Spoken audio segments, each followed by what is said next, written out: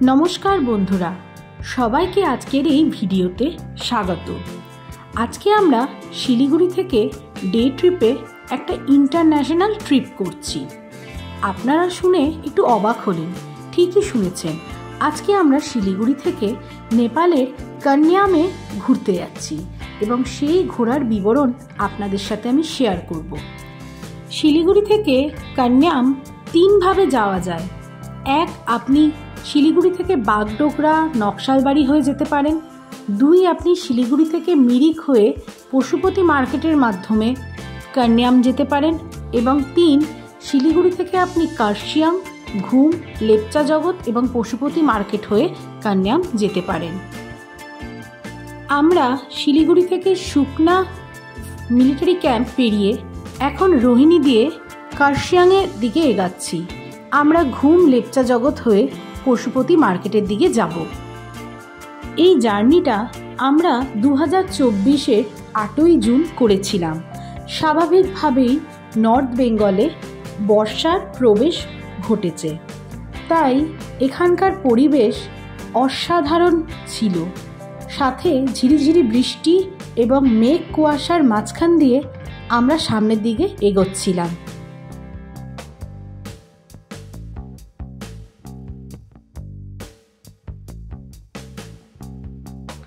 Rohini toll plaza পেরানোর পরেই আমরা সামনে পাহাড়ে উঠতে শুরু করলাম।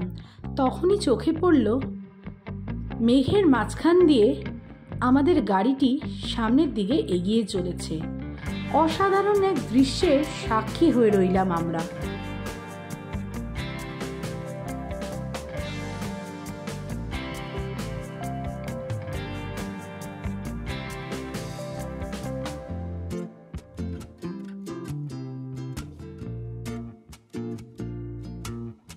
একটি গুরুত্বপূর্ণ তথ্য আপনাদের সাথে শেয়ার করছি।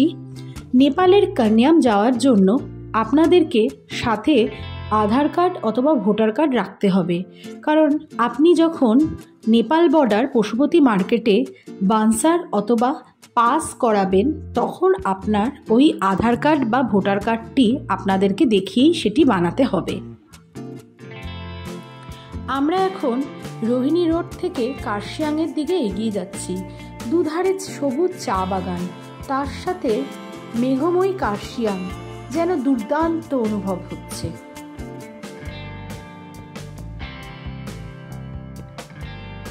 মেঘের মাঝখান দিয়ে কার্শিয়াং শহর যেন উকি মারছে। এই দৃশ্যই সেদিন আমাদের চোখে ধরা পড়েছিল।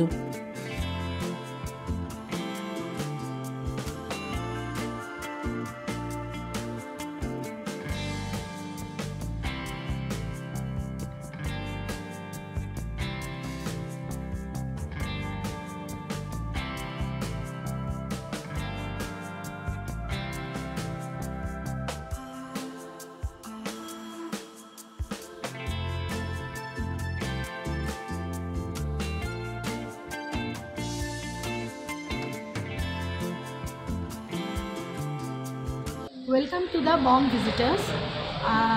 প্রতিবারের মতো আজকেও আমরা একটা নতুন জায়গা এক্সপ্লোর করতে যাচ্ছি। তো সকালবেলা আমরা শিলিগুড়ি থেকে রওনা দিয়েছি, আর এখন আমরা কোথায়? আমরা হচ্ছে একটা জায়গা সোনাডার নাম হচ্ছে জিরো ওয়েস্ট ভিলেজ। যেখানে ঝর্ণার জল দিয়ে মানে ভেহিকলসগুলোকে ওয়াশ করা হচ্ছে, নো ওয়েস্ট। আজকে আমরা কোথায় যাচ্ছি জানো? আজকে আমরা করছি ইন্টারন্যাশনাল ট্রিপ। আজকে আমরা ধরে নিতে পারো, কারণ আজকে আমরা যাচ্ছি কান্যাম, যেটা নেপালে বর্ডার পেরিয়ে পশুপতি মার্কেট পেরিয়ে যেতে হয়। তা নেপাল তো বলা যায় বিদেশ বা প্রতিবেশী রাষ্ট্র। এখন আমরা কার্শিয়াংয়ে ক্রস করে সোনাডার কাছে একটা রেস্টুরেন্টে বসে আছি। এখানে ব্রেকফাস্ট খাচ্ছি। আদ্রিত ওর ফেভারিট ওয়াই অর্ডার করে দিয়েছে, আর আমরা রুটি সবজি অর্ডার করেছি। তা বন্ধুরা সবাই আমাদের সঙ্গে থাকো। আজকে শিলিগুড়ি থেকে কিভাবে ডে ট্রিপে নেপাল ঘোরা যায় সেই সমস্ত ইনফরমেশান সবাইকে আমি আজকে জানাবো। সঙ্গে থাকো।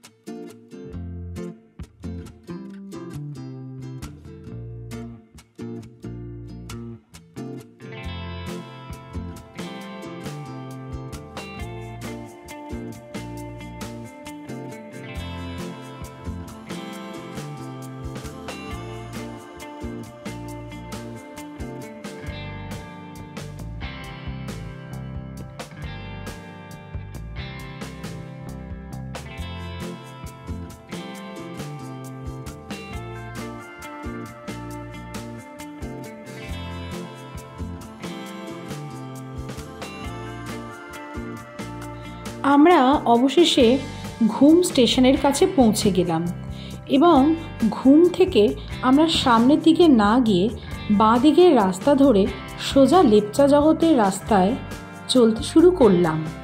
তখনই আমাদের চোখে পড়ল লেপচা জগতের সেই বিখ্যাত পাইনের জঙ্গল, যা সবসময় কুয়াশাচ্ছন্ন থাকে এবং এই রাস্তা দিয়ে যেতে আমার বরাবরই খুব ভালো লাগে। ফাইনালি আমরা চলে এলাম পশুপতি মার্কেটের কাছে। এখানে নেপালের বর্ডারে ঢুকতে গেলে আপনাকে আধার কার্ড অথবা ভোটার কার্ড দেখিয়ে বানসার বানাতে হবে। একটি গাড়ির জন্য আপনাকে বানসার বানাতে 380 টাকা মূল্য আপনায় দিতে হবে। আমরা 12টার দিকে বানসার বানিয়েছিলাম এবং আমাদের সময়সীমা ছিল সন্ধ্যে 6টা পর্যন্ত। হ্যালো, এখন আমরা পশুপতি মার্কেটের ওখানে টোকেন একটা করলাম, করে এখানে থেকে আমরা ওই পাসটা নিচ্ছি নেপালে ঢোকার। আজ আমরা যাচ্ছি কান্যাম। তো ফ্রেন্ডস, এখানে মানে শিলিগুড়িতে যা গরম, এখানে আমাকে সোয়েটার পরে নিতে হয়েছে, এত ঠান্ডা। আমরা এসেছি ঘুম দিয়ে, শিলিগুড়ি থেকে ঘুম হয়ে এলাম। তো লেপচা জগৎ, নেপাল সীমানা, এখানে বৃষ্টি হচ্ছে, ভীষণ ঠান্ডা, ফগি ওয়েদার। তো আমাদের সঙ্গে থাকো। সো হাই ফ্রেন্ডস, আমি হলাম অদ্রিত।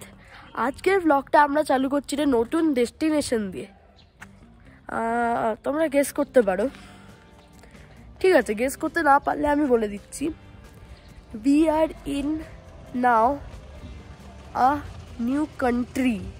ইয়েস, এখানে আপনাকে বানসারে 380 টাকা দিতে হবে, রোড ট্যাক্সের জন্য 250 টাকা দিতে হবে এবং মিউনিসিপ্যাল কর্পোরেশন ট্যাক্সের জন্য 120 টাকা আপনাকে এখানে দিয়েই তবে আপনি কান্যাম যেতে পারবেন। এটি পার পার্সন হিসাবে নয়, একটি গাড়িতে যতজন আছে সেই হিসাবেই এখানে এই টাকাগুলি আপনাকে দিতে হবে। পশুপতি মার্কেট থেকে নেপালের দিকে 2-3 কিলোমিটার যাওয়ার পর আমাদের চোখে পড়ল একটি বিশাল বুদ্ধের স্ট্যাচু এবং সেটি দেখবার জন্য আমরা এই সিঁড়ি দিয়ে উঠতে শুরু করলাম। আমরা এখন পশুপতি মার্কেট দিয়ে ঢুকে কিছুটা যাওয়ার পরেই আমাদের এখানে বৃষ্টি শুরু হয়ে গেছে। রাস্তায় চলতে চলতে দেখলাম একটা বিশাল বড় বুদ্ধর মূর্তি এবং সেখান দিয়ে একটা মানে সিঁড়ি উঠে গেছে উপরে, একটা পার্ক মতো হয়তো আছে। দেখি কি আছে ভেতরে।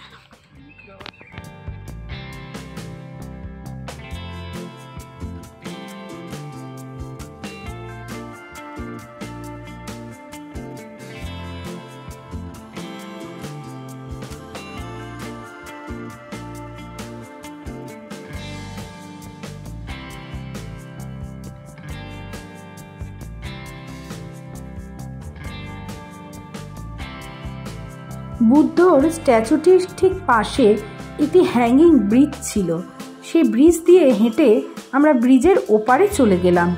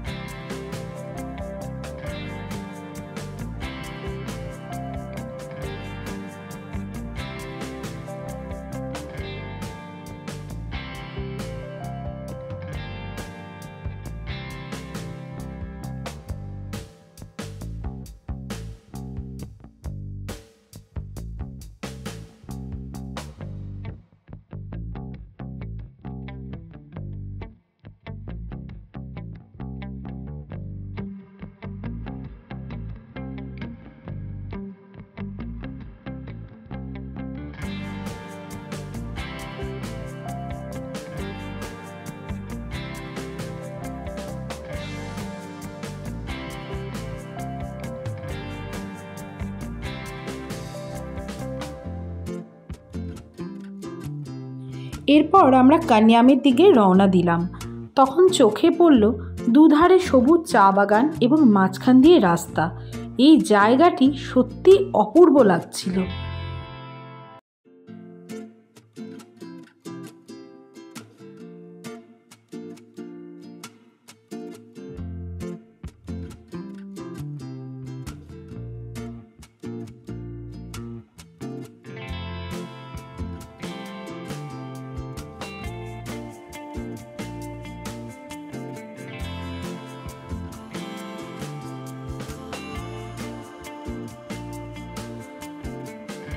অবশেষে আমরা বৃষ্টি ভেজা কান্যামে এসে পৌঁছালাম।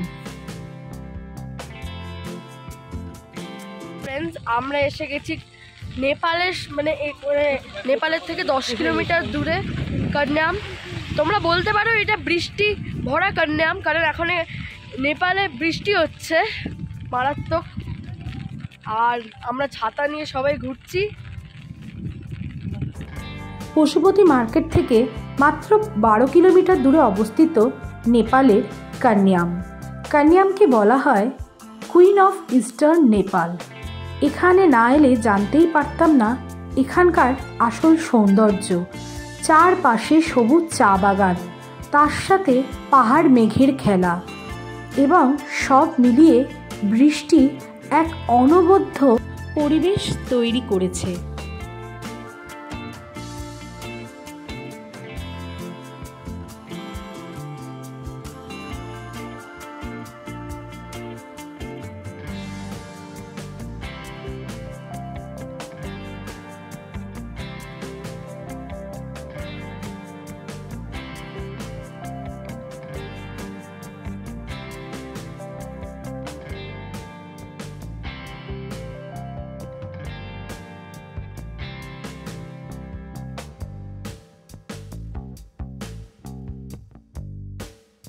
কান্যামের ভিউ পয়েন্ট থেকে কিছুটা দূরে গেলেই কান্যামের একটি গ্লাস ব্রিজ রয়েছে।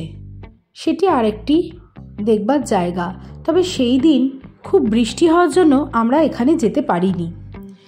এরপর আমরা পশুপতি মার্কেট থেকে মিরিক হয়ে শিলিগুড়ির পথে রওনা দিয়েছিলাম। আজকের ভিডিও যদি আপনাদের সকলের ভালো লেগে থাকে তবে অবশ্যই লাইক, শেয়ার এবং সাবস্ক্রাইব করবেন, এবং বেল আইকনটা টিপতে একদম ভুলবেন না। তাহলে যখন একটি ভিডিও দেব আপনার কাছে নোটিফিকেশন চলে যাবে। তাহলে বন্ধুরা সকলে ভালো থাকবেন। আবার দেখা হবে আপনাদের সাথে নতুন কোনো জায়গায়।